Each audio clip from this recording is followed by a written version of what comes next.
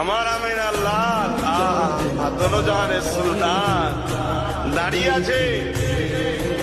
এক জাদুঘরের সঙ্গে কথা হয়ে গেল যে আকাশে তুমি জাদু দেখাও। কি দেখাতে হবে? পুরো গোল চাঁদ, চৌধুরী চাঁদ, 15 তারিখের চাঁদ পুরো গোল হয়ে আছে। এই চাঁদ কি আমি মোহাম্মদ রসুল যদি 2 টুকরো করে দিয়ে মেনে নেবে? সে চিন্তা করছিল হয় কি করে, তা মেনে নেব। ইশারা করলো, 2 টুকরো হয়নি, শুধু 2 ফালি হয়ে একটা পাহাড়ের ওই মাথায়, একটা পাহাড়ের এই মাথায়। কিছু সময় নয়, অর্ধেক রাত পর্যন্ত ছিল। জোরে বলুন সুবহানাল্লাহ।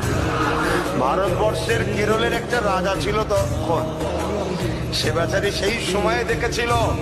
পরবর্তী সময় যখন আরব দুনিয়া থেকে কেরলে প্রথম এসেছিল না মুসলিমরা ব্যবসা করতে, সেই সূত্রে আসার পরে কোন এক ক্ষেত্রে এই কথা যখন